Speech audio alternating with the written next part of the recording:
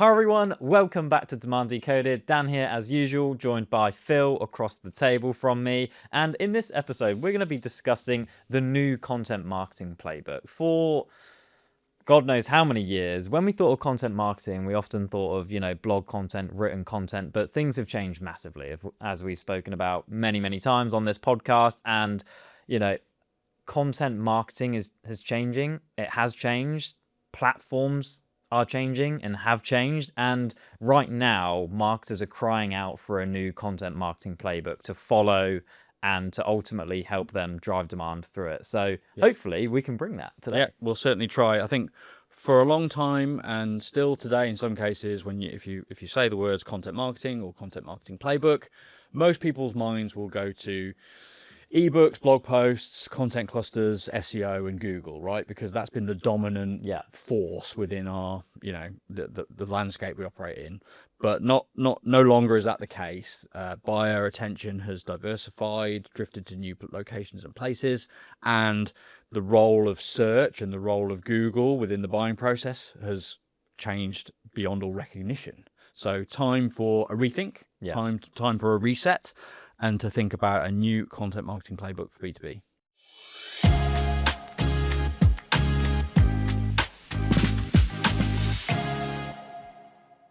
Before we get into the podcast today, here's a quick word from our sponsors, HubSpot. Think about listening to this podcast right now. You're probably multitasking and catching 70, maybe 80% of it. Now flip that and imagine only catching 20%. That'd be pretty crazy, right? Yet most businesses only use 20% of their data. All the important details in call logs, emails, and chats just left floating in digital space. HubSpot gives you access to those insights to help your business grow. Because when you know more, you grow more. Visit HubSpot.com to get the full picture today. Absolutely. I think a good way to frame this is looking at it from two different lenses, because there's really, in my mind, two segments of content that you can create. You've got commercial focused content, which has its particular distribution channels in order to reach people in that high intent mindset. And you have informational, educational content to create as well. And they require two different approaches right now. Yeah. As like Google used to dominate them both. Yeah. And actually for a long time, far predating the dramatic impact of AI on Google's role in the purchase process, the role of Google within the informational part of the journey had been changing. Yeah. We'd been seeing a trajectory where buyers were spending less and less of their time gathering information, discovering information, and ideating within Google search, and their attention drifting to social places, spaces, drifting to other formats, other channels, other mediums. So that's an ongoing change that, many had started to adapt to. Certainly we had. And AI has now just really put an accelerating, poured petrol on that fire, really. Kind of like COVID did on our digital transformation journey, right? It was happening, and then this event came along, and woof, suddenly it's critical to adapt right now, because if you stay attached to the old way that worked, you're really going to see declines start to creep in quite rapidly now. So that's accelerated us greatly. All right, so let's start to actually unpack this playbook a little bit. And I think let's start with the informational content side of things, which so many people before, as you mentioned, would be focusing on SEO content, really. Blog content, content clusters, and how that informed buyers to make a educated decision along their journey. But now, as we've spoken about maybe on every episode of Demand Decoded recently, buyers are not consuming your blog content in the way they were before, thanks to, Google's AI overviews, just large language models dominating educational search in general, really. So what do you do now? What do you do instead? And do you want to jump in before I kind of go off on one? Well, I think, there's always another layer. There's always another level to this sort of conversation, and sometimes it's really useful to step back from the coal face and think about why you're doing what you're doing and what the benefit that it confers to you is. And interestingly enough, I reckon that there was probably a time when in in the sorts of markets that have really optimized for the SEO era and have really benefited from blog content specifically, there probably was a time when they were playing a very important role in educating buyers. But actually, I think that was quite some time ago. The real benefit of creating blog content that Google ranked was brand, like mental availability for your brand. Yeah. Every time someone visited your blog page instead of another business's blog page, they were getting a little bit of brand like seeded in their memory, and commercial SEO positions. So actually, the real benefit of writing blogs for the last 5 years has not been getting people to read your blog. It's been building your brand and your reputation through that informational content. And so as we look at the way the landscape has changed, the diminishing time that buyers spend on Google, and the role of new channels in their purchase and research process, realizing that actually getting people to click through to you and read something on your website is not the real opportunity anymore.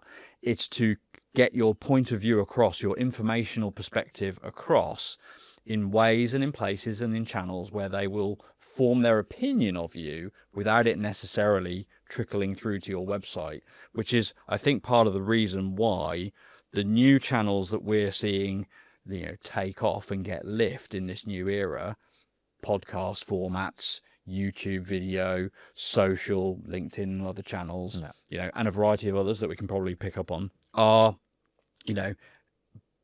so effective because they help you inform and educate in the places your buyers are spending their time, and build that brand position in their mind as you do so, even though by and large that won't be the thing that gets them to visit your website. I think is probably where I see that's what excites me about this new approach. Yeah. But you can only get into those places if you create the kind of content that's required for them, which is why if you're still staring at a blank Word doc trying to write a blog post, you've got some changes to implement in order to be able to play in these spaces. Yeah. Just to follow your zoomed out perspective there, which I really like to inform this. This goes back to the 95-5 rule, ultimately, where we're deciding who we're creating content for in the first place. You got 95%-ish of your market, which is out of market right now. They are not looking to buy your product or service in your category right now. You got 5% of your market that is ready to buy. They're looking for solutions, or they have vendors in mind, perhaps. It's your job to determine what content to create for each of those categories to ultimately, in the 95%, drive brand, mental availability and credibility, so that when they move into the 5%, you are, within those first 3 vendors that they're thinking on of. that shortlist from day or one. Exactly, on that shortlist. Or if they don't have that shortlist, how do you become part of that shortlist during their research for vendors? Yeah, which is down the commercial end, which we'll get to in a moment. Yeah, absolutely. The 95% are no longer in Google. They're no longer reading written content on our websites. They are more likely to be consuming content in their LinkedIn feed, if that's where your audience is, which for many of us is a very good place to reach our audience. Or seeing video content, listening to their favorite podcasts, and gathering information in ways that are more aligned to where they feel they can trust what they see and hear. That's a big factor that's driving buyer behavior in these new directions. Ultimately, the quality of content that Google would return and surface in the top 10 results for an informational query wasn't always highly trustworthy, wasn't always highly, unique or credible. But in video and in audio formats, there's a new degree of authenticity and point of view and trust that comes through, which is really resonating with buyers at the moment. Most businesses have never actually had a playbook for the 95% of their market, because that requires continuous education and becoming almost part of somebody's routine where they see your content and they consume your content. Most businesses haven't had the channels, the plays to actually make that happen, because it's been focused on, like blog content, educational content that helps when a buyer has a particular question or a particular need. It's not just ongoing education. Yeah. Where, things you've spoken to there, like podcasts, like, LinkedIn feed content, like YouTube content that's being surfaced daily, weekly, just part of, consumption habits, essentially form that long-term view of your brand and like lodge that place in their memory for your brand over a long period of time. Yeah. So really, like, most businesses actually haven't even thought about how do I create content for the 95%, because it requires a different mindset to, we'll just create, this little thing here, this little thing there. It's like, exactly. It used to be taken care of to an extent by the old methods, the old playbook, because buyers only had one place to go really, and that was Google. But for some time now, you're right, that 95% has not been engaging with us there, not been supported by that content, and few have updated themselves. Businesses today have got to diversify. It's essential that they diversify where they put their message, where they put their brand, because the role of Google and search in the purchase process is shrinking and diminishing, and buyers are spending their time and their attention on these other platforms and these other places. And we know how many deals go to the people who are on that shortlisting first. So it doesn't really matter how well you get in front of buyers when they're at the critical stage of making their vendor selection or purchase. We know that brands that develop their affinity with the buyer audience in YouTube, in podcasts, in LinkedIn, have a higher chance of being on the day one shortlist, and as a result have a significantly higher chance of winning the deal at the end of the day. So it's critical that businesses think about how do they change their content marketing playbook to enable them to tap into that opportunity. And that ultimately is what brings you to the conclusion, which is our conclusion, which is a video first approach is what helps you, what enables you to enter into these other arenas, and be successful in them. Yeah, absolutely. And I'll touch on that. I knew I had some data to back up that point around Gartner data. No, it was actually from the LinkedIn event that I went to, and it's like LinkedIn Labs, do they call it? Right, brilliant. 86% of B2B buyers start with the day one list of brands in mind. 86%. Yeah.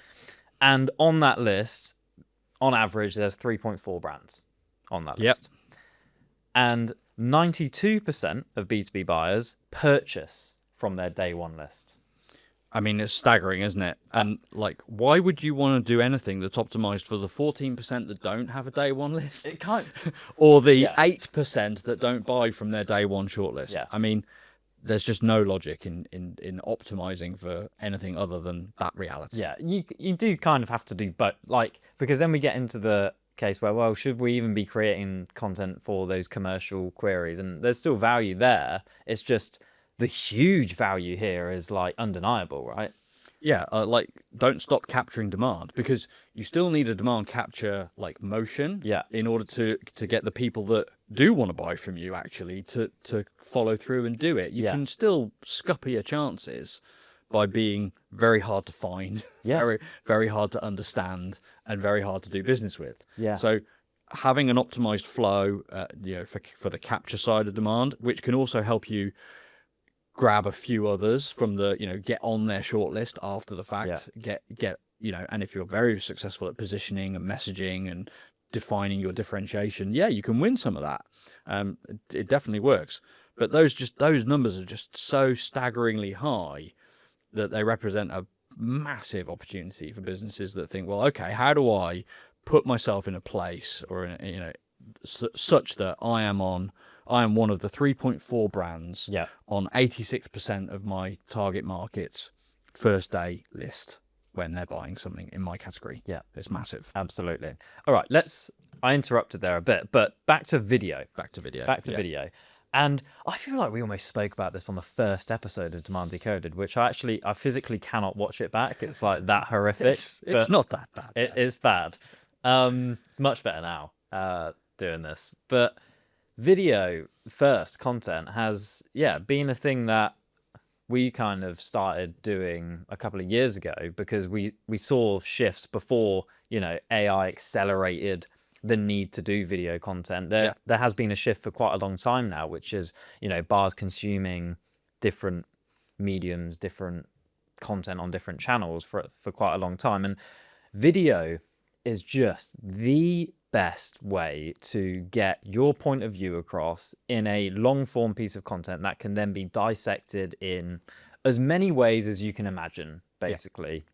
The new content playbook for me, when it comes to educational content, and it has been for some time, this isn't new, but most businesses just don't have this in place right now, is to start with that long form piece of video. And that can be a podcast, it could be a webinar, it could be a meeting between two people. It doesn't even have to be public necessarily. We'll get onto why you should make it public, but starting with that long form piece of video enables you to then have a transcript from it. That transcript could power blog posts that go out into your newsletter, perhaps. It could power short form posts on LinkedIn that don't even have to have video behind them. But then you've got the video element of it, which can then be a YouTube video in itself. It could be 3 YouTube videos that are 20 minutes long on a particular topic. It can be YouTube shorts. It can be LinkedIn, short form social posts. They can then be boosted on LinkedIn, and they can be thought leader ads on LinkedIn, which, we've seen some good stats for as well recently.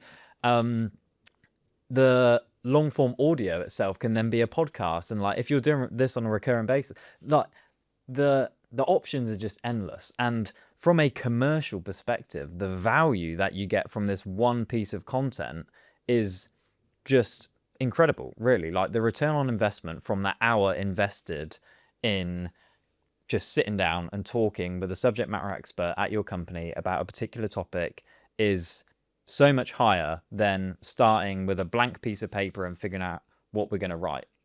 Today.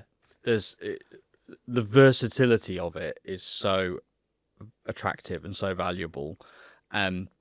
Just in terms, if you think first of all, just in terms of pure medium, pure format, if you capture video, long form video in the first place, then by definition you have the audio available to you. And if you've got the audio, then by definition you've got a transcript. And if you've got a transcript, then by definition you have the ability to generate written content from that single piece of creation. If you enter that chain anywhere below the video level, you'll get some great outputs, but you are going to be missing one of the formats above. Whereas if you start with video, you miss nothing. There is nothing that you can't do with that piece of content. And it almost doesn't matter what you intend to do with it, which should be driven entirely by your audience and your go-to-market strategy. You have the capability. You may not post that video in full length to YouTube, although you probably should in the majority of cases, but you might be doing it to produce clips that fuel your organic and paid social strategies. You may not be intending to post that audio to a podcast format, but using the transcript to generate the written outputs for social, for your website, for your AEO strategy, for your SEO requirements, and so on and so forth. So there's just this massive matrix of repurposability and versatility handed to you when you start with that video content creation process. And I just think it's really interesting how it doesn't even have to be because your intention is to output long format video. You get so much when you record in that format that it's just a really sound way to start the process today to optimize for your channels, for your buyers, and for the formats that you're going to need later on. I love it. I mean, I think it's essential, actually, more now than ever, as AI and things like that are taking written educational content away. There's almost no point in creating a lot of that content now, whereas your educational content can still come through in these other mediums, like video and audio being key ones, and short form social posts, basically. And it's where discovery is taking place, right? It's where discovery is happening. And although it's a great way to be educational and be informative, there's no denying there's commercial benefit, right? There is a point of view being communicated, and like most markets, there's competition. Many markets are quite fiercely competitive. They're almost saturated with vendors. There's no shortage of suppliers for most business problems and challenges, meaning point of view, perspective, opinion become really Mm-hmm. valuable differentiators, and they come across great in these formats. And and you've got the authenticity angle there.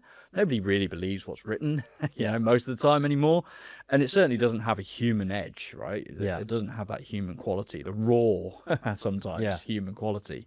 So, critical way to get content marketing working for you in the current landscape. And we were doing this before ChatGPT came out, and we needed social content, right? Yeah. That was the primary driving factor behind it. We knew we needed content that we could clip up and post to social. Now, our rationale, our reasoning has changed. We now want the long form content for YouTube. We want the long form audio for podcasts. But we were doing it, in the very beginning to generate something very specific for the way that we'd seen our buyer evolve.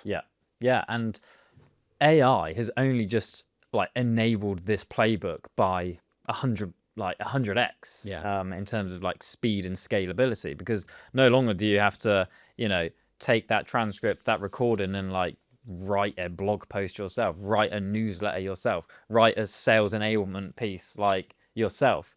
You can just feed the transcript into different Claude projects or ChatGPT projects and get that all done for you. I was just thinking that I don't think a day goes by when I don't see a post on LinkedIn about the power of video on LinkedIn by LinkedIn.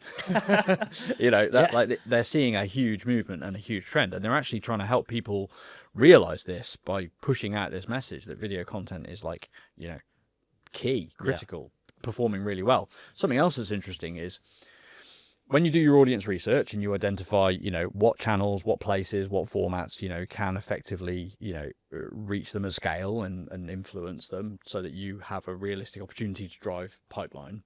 Most businesses will find out that LinkedIn, YouTube, and podcasts for some, audio format content have a justification, to be within their plan.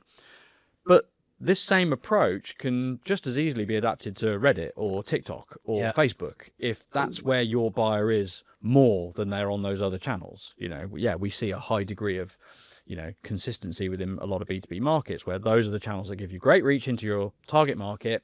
And the good news about those channels is you can confirm it, right? You can identify if your target market is on those platforms. Yeah. But in the cases where you either have got those up and running and you want to experiment on new channels and platforms, or those are not the platforms that your buyers use, this approach to content creation works just as well across them all. There's nothing off limits if you start with long form video and repurpose it and repackage it for the platforms you use. The benefit of LinkedIn, for example, has been realized by a lot of businesses already, and there's clear case studies out there about why you should be posting, short form video and just thought leader content in general on LinkedIn. YouTube is a bit less realized in terms of benefits, but I'm so bullish YouTube, when it comes to B2B content. I just think most businesses have done some social content on LinkedIn. They dip their little toes in a little bit, but on YouTube, most B2Bs haven't even touched the tip of a toenail in YouTube content at all. And very nascent. it is the second biggest search engine in the world. Obviously that's scaled down then for B2B particularly, but just the engagement you get back and the feedback you get on videos from comments and things as well, when you hear oh, this is really great, thanks for that. It's well, you don't get that on blog content. You do get it on other forms of social content too. And I just think for educational content, YouTube is one to go after. And you can't possibly do that if you're not creating video content as the point of origin. Most businesses have felt even if they've wanted to, there's a barrier there because they've got this written content. If we want to now go to YouTube with it, we've actually got to force ourselves to create something in video format. I think if you recondition yourselves and say, well, that video is how we create, that barrier just disappears. Exactly that. Like, you go from, okay, we need to create this piece of content, what should we write? To, okay, we need to create this piece of content, what should we record? Mm-hmm. Like, that is, it's a mindset change. It's a, like, cultural change in a business in terms of like content, ultimately. Yeah. Yeah. Here's a quick story from us at Blend and our customer, Daytail. Daytail were launching a completely new product in a brand new market with a different type of buyer. To do this effectively, they knew they needed to rebrand, overhaul their website, and rethink their go-to-market strategy. We partnered with them to achieve this, transforming their brand, rebuilding the site with their new identity, and working with them long-term to shift from lead generation to demand generation. The impact? 35% more revenue, 63% more profit, and 800% ROI from marketing. And to top it off, a HubSpot Impact Award to recognize the success that we had together. This is what happens when you have a partner who has strategic, creative, and technical expertise all working together. If you're in a similar place and want to discuss how we can help your business grow, just head over to blendb2b.com. If you're enjoying this show, let me recommend another one from the HubSpot Podcast Network that I personally never miss. Nudge, hosted by Phil Agnew. What I love about Nudge is that it's all about the psychology and science behind human behavior. What makes us take action, form habits, or say yes. And then it shows how those same principles shape great marketing and sales. In one episode, Phil looks at how just 3 words in a text message boosted vaccination rates and may have saved hundreds of lives. That's the endowment effect at work, a tiny psychological nudge creating a huge outcome. Every episode of Nudge is about 20 minutes, fast-paced, no fluff, and packed with ideas you can actually use. Check it out. Nudge is available wherever you get your podcast. Should we talk a little bit about like who creates video within It's a a good business? point, yeah.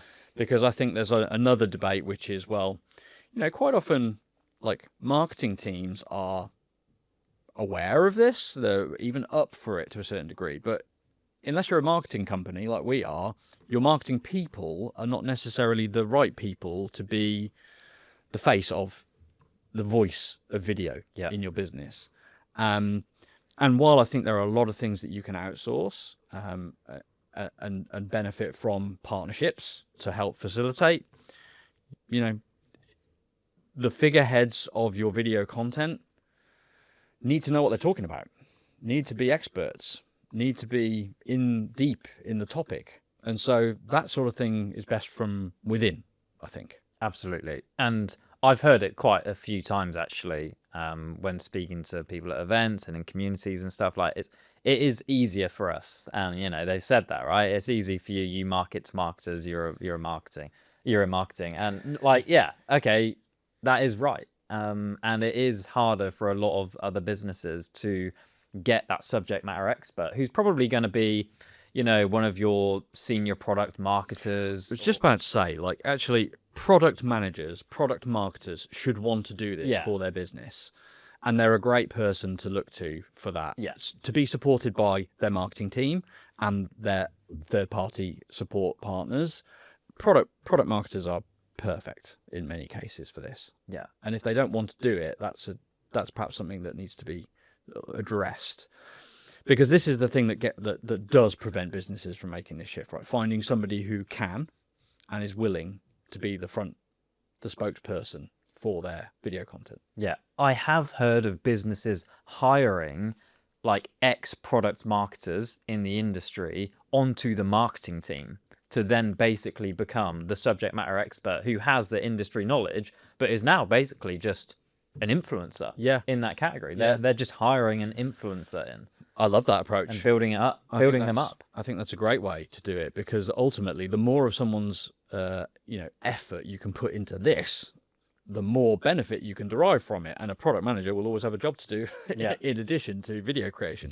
So that's a really, there's actually a guy called Daniel Yip, right? If you look him up on LinkedIn, he works for a company, or he did work for a company called Synthase when at my previous company, we partnered with Synthase, and like he actually started becoming a influencer by accident on LinkedIn, like in the life science space, which is crazy, right? And he was just going into labs, kind of taking pictures of things, recording different instruments and stuff. And now all of a sudden, life science brands are paying to partner with him. Yeah, wow.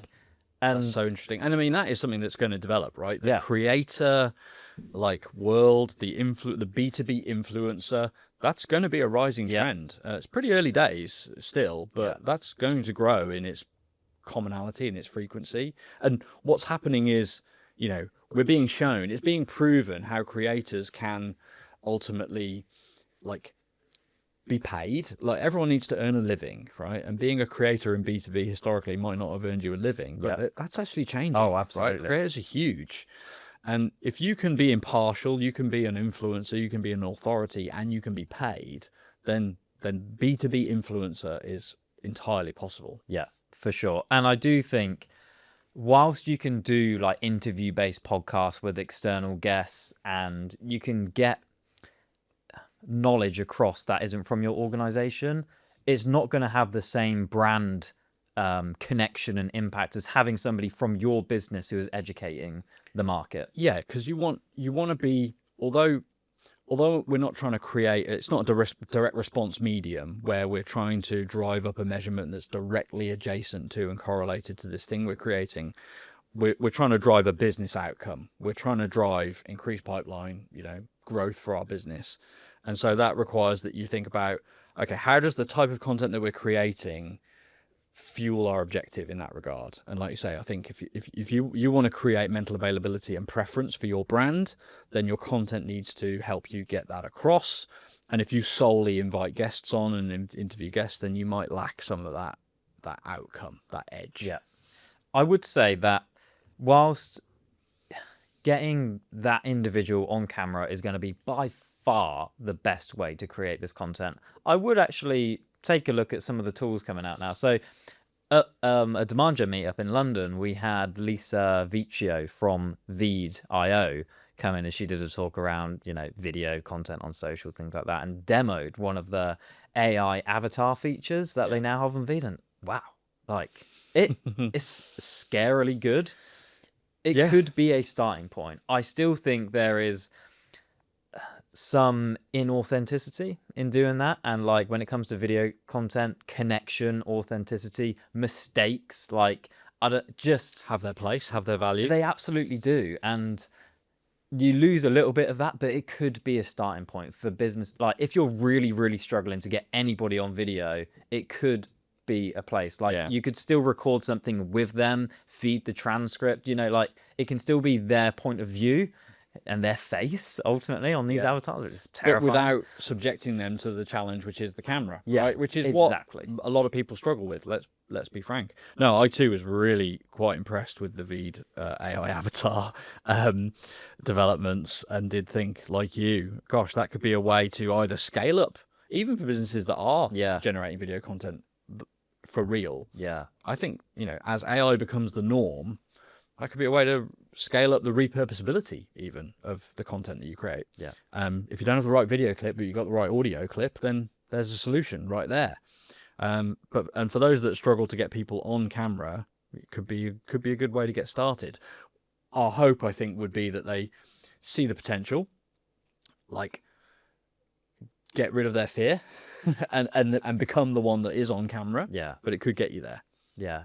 Yeah. I mean, I could talk about this for ages, like you do just need to get started ultimately. It is nerve-wracking at first. Like, if you go back to the first Demand Decoded episode, can't even get through the first 5 minutes without cringing. Right. But you just get over it. You actually do. And like once you've put it out and you might go live and you get comments from people and they say thank you, nice perspective, they're asking questions, you get feedback, it's like, okay, people are actually enjoying this. Absolutely. Which leads me on to a point which I just want to talk about briefly, which is like measurement and impact, which is gone are the days where we did all of these things with the purpose of creating an instantly measurable click or an instantly measurable conversion of some sort, right? That most of this content gets consumed in feed, in the dark, by anonymous buyers. Yes. We hope they're in our target market, but they're anonymous to us. And so gone are the days where you'll try to measure this wholly in terms of website visits, traffic, or leads generated or things like that. There's actually a much bigger objective at play, which again requires a stepping back, which is to say, overall, what's our objective? What's the purpose and benefit of creating preference and mental availability amongst our audience? And I think at the extreme end, it's lower CAC, lower cost to acquire a new customer through marketing channels. And there are some other measurements and indicators that you can layer on there to sort of detect effect, such as branded search, high intent lead generation rate and volume through your website, but traffic is going to drop. Optimizing for lead generation is long dead as a way to grow business. And yes, you'll get some view numbers from YouTube, and you'll get some comments and so on, but we're not trying to get these people all to our website, trying to get their email address, trying to convert them, trying to identify them. We are trying to increase the number of shortlists we're on at day one, so that those buyers come to our website. We'll talk about how do you get buyers to your website in a sec, I suppose. And convert with a high intent and a high degree of fit, and become pipeline at a high rate, which of course helps you grow. But I think one of the really good ways to look at it is, like, what does it cost us to acquire a customer over time if we do these methods and do these channels? And I think it can be very positive in that sense. Yeah, absolutely. I would kind of put this in like 3 categories, where you've got like your very early indicators that things are working. That's your in-platform metrics. Are people engaging with this? How are they commenting? How is this being received by our market? Like, is it positive? What's the sentiment getting back? Yeah. Because that's an early sign to be like, oh, wow, like, okay, that's the right kind of people that we're actually resonating with here. Let's do more of that. Yep. You've then got your early indicators of success, which are things on your website, probably people, submitting high intent forms, requesting demos, reaching out to you, inquiring about your services. Yeah, with self-reported attribution as well, like being a really great way signal of where they're being influenced. Exactly that. You then have like more lagging indicators from, if you think about the time that you're investing in some of this to your lagging indicators in terms of like pipeline comes quite soon, typically after that, high intent lead from your website. But if you're looking at, customer acquisition cost, sales cycle length decreasing, pipeline velocity increasing, ROI on overall marketing activity, you might not see those for 12 months plus, depending on your sales cycle length. Yeah. So it's really important to be looking at all of those things. Like, make sure you have a keen eye on the very early indicators and the early indicators to then track the other stuff afterwards. Yeah. Like, when you're talking to your business about what impact you're having, you want to be using those business KPIs, and then while you're optimizing what you create and how you put it, you want to be using those in-platform metrics and the middle ones, the self-reported attribution and the website behavior as well. Yeah, you probably shouldn't be reporting those things to your board. Quite. Exactly. Your YouTube comments and things like that. But they are to use in marketing. Inform yourself. Exactly. Yeah. And I mean, measuring marketing ROI is just always been a massive challenge. It's never going to go away. You can spend a lot of time and a lot of effort measuring the immeasurable and forming the wrong conclusions if you do. And so, like, this layered approach to measuring, and not assuming that a measurement from the top makes sense at the bottom is a sound approach to go. And I listened to a very interesting podcast quite recently by the Refine Labs gang with Dale Harrison and he was talking about the actual best way to measure ROI, and it was about distributing brand investments in a lagging degrading curve, and all I could think of was, Christ, that's a lot of effort to still get a very estimated rough number that probably isn't real. And I'm like, I'm not sure that juice is worth the squeeze for most businesses. But this layered approach to, are we getting signals here, and here that this is helping us? Then I'd be satisfied with that, I think. Yeah, it probably depends on scale, doesn't it? Like scale and level of investment and what you're trying to prove. Yeah, I suspect most enterprises don't do the lagging brand investment curve. But yeah, I agree. If you've got the resources, you've got the budget, you can take it to another level. But as a playbook for, mid-market, SMEs, mid-market, scaling, this has got sound justification. All right. We spent a lot of time there on the kind of educational content playbook, which I think is critical. Is good, right? Yeah. Because that's where a lot of change has to happen for businesses. But we also need to talk a little bit about the 5% of the market that are in market to buy and looking for vendors, looking for solutions to their problem right now. Yeah. And the content that you need to create there. Yeah, Thoughts? absolutely. So, this is a really interesting area because it's changing all the time, quite rapidly. I think so. HubSpot put out a guide on great guide. AEO, very useful resource, worth looking. We'll link at. it in this podcast description. Actually, Perfect. I think it's interesting and correct that they headlined it an early signs, guide, acknowledging the fact that it's very early. Nobody has fully mastered this to the point where and measured it to the point where they know for sure that everything that they're trying to do is going to work and work long term, because it's such a rapidly changing landscape as well. But what do we know? We know that search had become a more commercial tool. Buyers were using it for the last mile of the purchase, not the first 10 miles. AI search is rapidly consuming Google search, Bing search. It's going to overtake. More and more buyers are using AI tools to navigate that last mile, to ask questions off the back of informational questions where brands don't really get a look in and we don't get a heap of visibility. So they get informed, but they don't get their preferences developed that much. Off the back of that, people shift gears into the commercial queries and start to ask, well, who are the best people in this space? Who are the best platforms, solutions, tools, vendors? And what AI is making necessary is that we look at our content, our website content, our written content, and optimize it for mentions, citations, and for presence and visibility within those commercial AI queries. And there's a few ways that are sort of gathering some traction, some agreement between, experts, many of them previously SEO experts, that you can do that. And I think it is still blog content to a certain extent. There are types of article that you can write with the aim and the effect of being featured within an AI response to a commercial query. But it isn't only blog content, and there are lots of other interesting opportunities for how you structure commercial pages within your website, case studies, product pages, service and solution pages, niche industry use case pages. There's guidelines. Helpfully, a lot of them are summarized in HubSpot's guide, for how to think about the delivery of content in a way that is optimized for the way that AI engines retrieve, combine, and synthesize content in those answers. And there isn't just one type of content, which is why it pays to look across an array on your website and think about where your opportunities are to optimize for AI. It's a really novel, rapidly changing area. Just pulled up the HubSpot guide here because they've got some handy templates in here which also outline the kinds of pages that you need to create in this area. So first we've got the category explainer.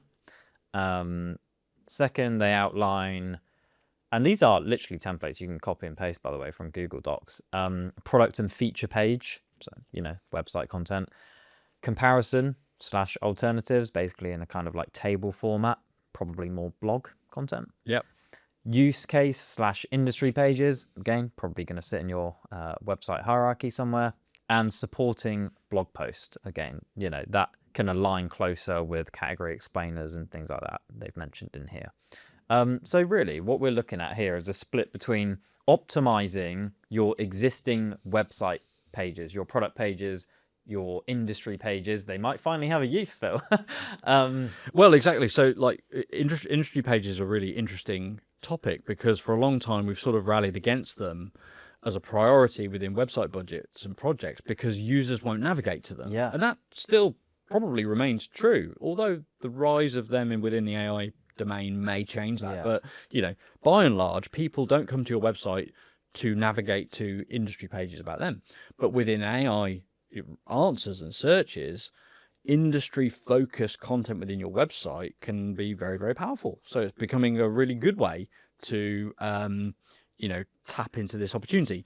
But those pages themselves need to change from what an industry page on a website navigation would have looked like before. It's much more important that the information is packaged up in the ideal way for AI. So complete passages containing complete thoughts, without referencing previous messages, etc. HubSpot gives some really good guidance on how you think about copy in an AI friendly manner. But also critical that you bring in a wider array of supporting content, very industry specific stats, numbers, details, things about certification, things about regulation, things that are very specific to that industry that might not have made it onto your page in the past, your own case studies for that area. That's the way to build that industry page in a way that fuels this AI answer engine optimization opportunity. Yeah.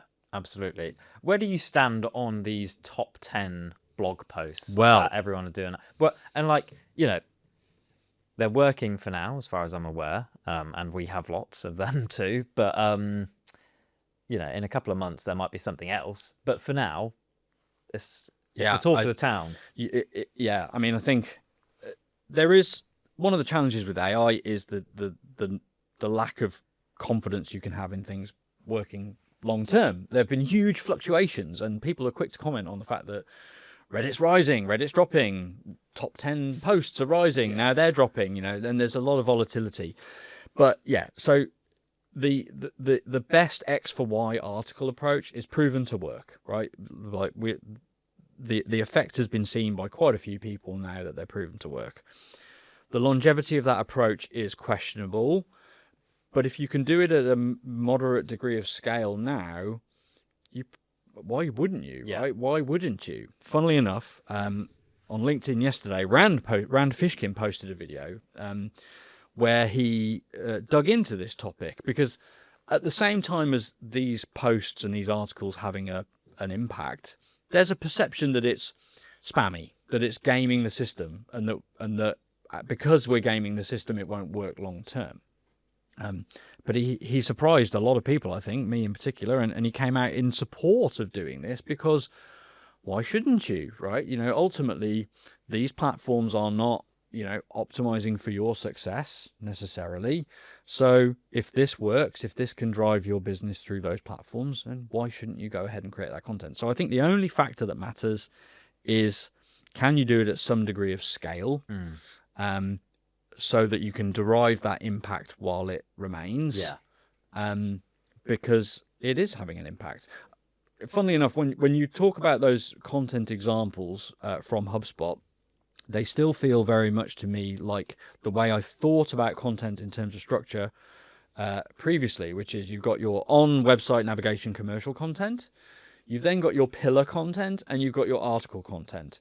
The thing that's changed is the links between those are less critical. It's not all about passing SEO relevance up the chain. And the ratios between them change. In the past, we would create one pillar content and 10 or 100 articles to fuel its position for a high volume keyword. There are no high volume keywords in AI, so that no longer makes sense.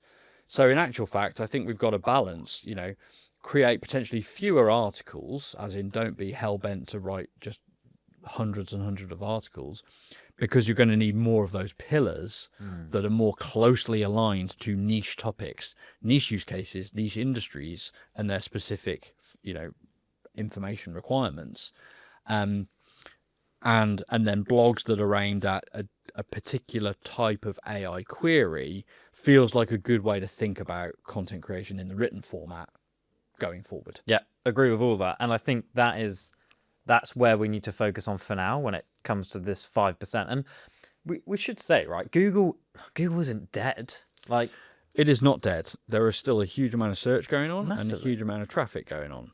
So it is not dead. Yeah, the market share of Google is going to degrade over time, like no doubt about that. But as Google start to roll out AI mode as default browsing experience anyway, like I expect them to claw back some market share from like large language models in themselves, like by providing that experience. And just so easy to access and use, right? Exactly. For so many people, So for now, like you will still be seeing large amounts of traffic from Google to your website, particularly for commercial pages itself. And that everything we're talking about doing here for AEO will only benefit that as well.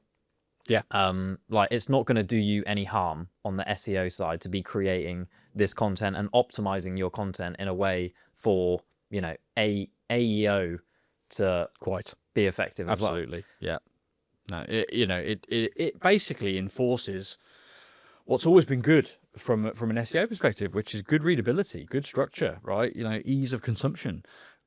Actually, marketers tend to drift away from what's best for buyers. Yeah. I said this on Websites Decoded the other day. I was talking about how actually a lot of what we think of as being possible within web design is counterproductive and counterintuitive to good UX that gets buyers what they need.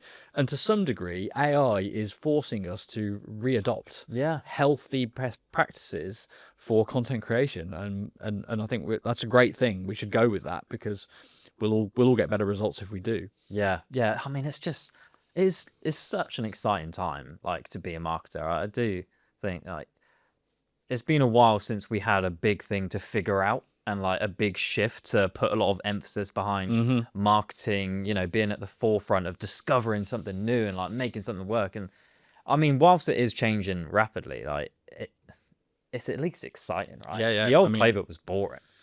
It's been very exciting looking at, you know, AEO monitoring tools and seeing a completely new data set. You know, completely new information to consume and absorb. And, you know, lots of businesses will want to get a tool to measure and monitor what's happening. I suspect it'll be less to measure what impact they're having and measure what's happening to some extent in the buyer. But knowing your buyer, knowing what they're doing, knowing how they're behaving is the key to all of this, right? Yeah. Everything we've talked about hinges on having audience insights that both tell you where they spend their time, what they use, how they research, how they buy, and what will interest them, what they're asking, what they're thinking about, what their challenges and pains are. And so it's really critical that you know your ICP, and within your ICP, your personas, and what their behavior looks like. Yeah, almost like we're going back to marketing basics to inform a lot of this in some way, because it's essential right now, like, in this new content era, to do that. I don't think AI, when AI retrieves information and synthesizes it, I don't think it goes looking for it doesn't reward being clever, doesn't reward being exceptionally creative. It doesn't reward, you know, wit or obfuscation in any way. And I think that's just something we have to accept, actually, that it's going to reward facts laid out cleanly, you know, thoughts communicated clearly and completely, which is actually something that helped buyers all along. It's beneficial, like, in both senses, which is great. All right. Any final points? Well, just to summarize, you know, if at the start of this episode, the words content marketing playbook made you think about eBooks, landing pages, and blog posts, then it's time for a rethink. The content marketing playbook for the future is a video first playbook with diversification of channels at the informational stage in formats that fit those channels, with the objective not being to generate high volumes of directly measurable events, but to create brand awareness, mental availability, and an updated approach to commercial content optimization across your website and your blog to maximize the compatibility with the requirements of AI as a search engine, you know, in place of Google as a search engine. Do you think that's a summary, or is there something else that we need to add to that? No, I think that's right. Like, that is the new way to think about content. And that was our objective today. Yeah. All right. Amazing. Let's wrap it up there, because I think that's probably about an hour-ish. And nobody wants to hear us talking for longer than an hour, I don't think. There's so much to talk about. So yeah, let's come back. That was really good. A good, you know, way to unpack this, and hopefully it's really helpful to our audience to start thinking about content in this new way that is so essential. Yep. So cool. Perfect. Let's wrap it up there, and we will see you in the next episode. Bye, everyone. Bye for now. This episode of Demand Decoded was brought to you by Blend. We help B2B technology companies grow through strategic, creative, and technical expertise, bringing you the capabilities you need to drive demand and turn it into real revenue impact for your business. If you enjoyed this episode, follow Demand Decoded on your favorite podcast platform, leave us a quick review, and we'll see you next time with more insight to help you grow.